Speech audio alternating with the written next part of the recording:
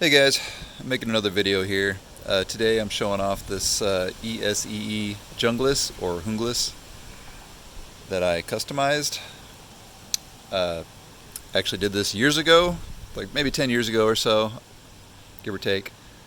And if were a member of Blade forums or like the ESEE forums back in the day, you may have seen this exact knife.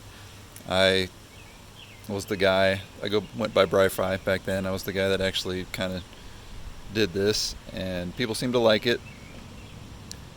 They were actually a lot of people actually were sending me their knives, and I was customizing it for them. Funny thing, I had a lot of fun customizing stuff, and I kind of started out doing that, customizing knives, and then took some of the money that I made from doing that for other people, invested it into a few basic tools, and then started making my own knives. And I am very slow at doing that stuff. So even though I started making knives a while back, I have not made very many knives. I'm very slow at it. I only make a few knives a year. I go long spurts of time, long periods of time without making anything. I just have too many hobbies. I'm always doing other stuff, making other things, and working on other things. But I'll always have a love for knives. Really like knives, and I'm kind of starting to get back into making my knives. Just decided to make a few videos, so thought I'd throw this one in there too. So anyway, I have another video also showing these other handle scales, so if you want to see those, check out the other video. Real quick, as I explained in the video with those other scales, these were the original like tan micarta scales that came with it, and what I did was I shaped them with a Dremel, and then I stained them, and then I clear coated them. And you may be wondering, like, how do you stain micarta? Well, it doesn't work very well, so which is why I clear coated it. They're not real porous and not real absorbent, so the stain actually kind of wants to come off. So that's why I tried clear coating, and you can see, it's been 10 years, and I've used this knife a bunch. So some of the clear coat's actually coming off. I could probably just sand them down and they would be fine. Maybe I'll do that sometime, but I've actually been using those other scales more. So yeah, real quick, to achieve this look, if you guys want to try it yourselves, what I did was get some ferric chloride acid, clean off the areas where they've engraved, because when you get the knife, obviously originally it comes with, they coat it with this stuff, but they have their own brand name and stuff, like kind of laser etched in there.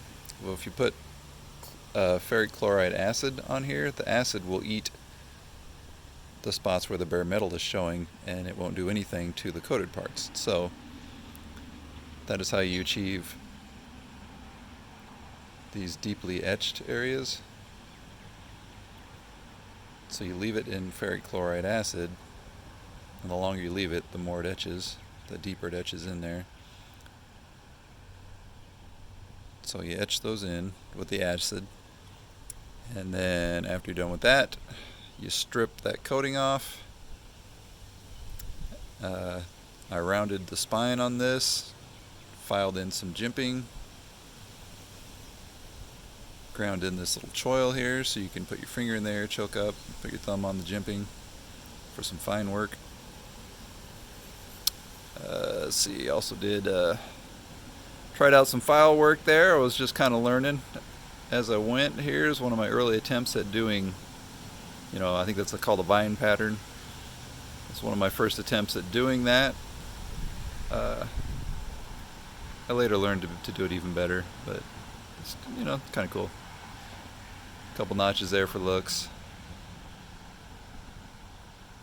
The darkness here, so the dark areas here, I used gun blue for the flats and the spine, and then I took like a scouring pad, like a Scotch-Brite pad, and kind of just sanded off the flats, the bevels there, and it looked nicer when I first did it, but you can see a bunch of marks and stuff on here. It's because I actually took this out and wailed on it. And which brings me to the different handle scales. So I found that even though these scales here, they're okay and they feel all right, but you know, when you really start wailing on something with this, they're not the most ergonomic, right? So what I did was I bought a big thick slab of Ghost Jade G10, and so this stuff is actually thicker. These scales end up being thicker than what's on there. It's kind of hard to tell, but trust me, these are thicker and they're more Coke bottle shaped, and I went a little less aggressive with the texturing there, so it doesn't like chew up your hand. Well, but it still gives you, you know, some grip. Anyway, these are more comfortable. But people did seem to like these back in the day, the look of them. They seem shinier now. They weren't as shiny back then. I don't know what's going on there, but anyway, I'm no longer really customizing knives for other people these days, but if somebody does want to do something similar to their knife and they have questions, I'm very happy to answer, to try and help people, to let you know how I did what I did. I can go into more detail for sure if anybody cares to ask, if they want to know.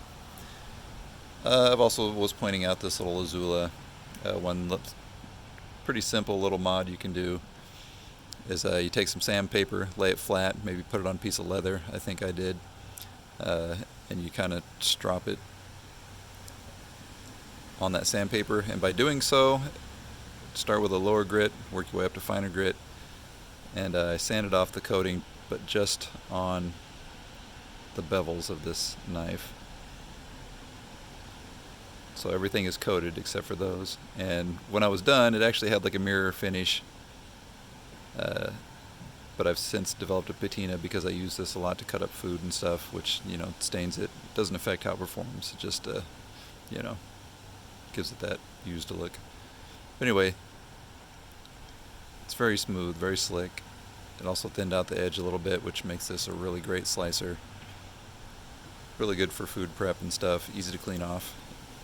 I also talked about this in the other video with those other scales, so just thought I'd mention it since it's also an ESEE knife. Pretty simple mod you can do. Really enhances the performance of this little knife, I believe. I use it all the time.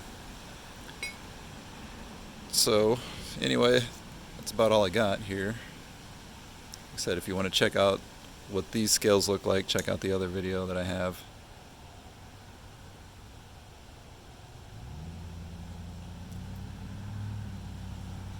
Any questions on how to do this kind of stuff, feel free to ask.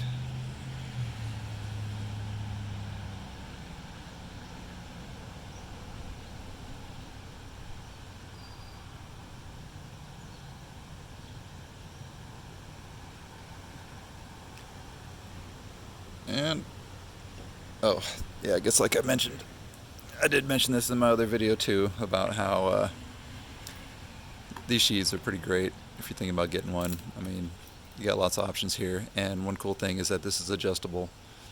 So as I mentioned before, even if you have, if you do custom scales and you have thinner scales or thicker scales, it's all good because of this thing here. You can adjust how tight the retention is.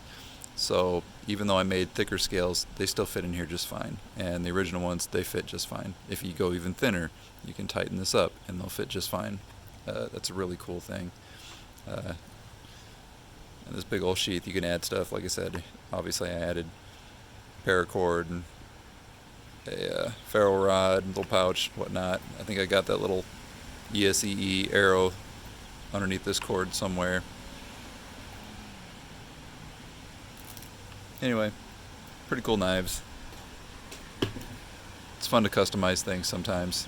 Actually, I'm not a big fan of coated knives for the most part, so, you know, I preferred stripping it and just having bare metal. I mean, yeah, when you use it, it stains, but it doesn't hurt it. I mean, really, as long as you just do basic maintenance. Use your knife, wipe it off a little bit. It's not gonna like rust out or anything like that. This thing has been stripped like that and used a bunch for 10 years. It's been stripped like that for almost 10 years, and you can see there's no rust or anything on it. I just swapped the handle scales. There's no rust underneath the handle scales. It's all good. Well, that's about all I got. Talk to you guys.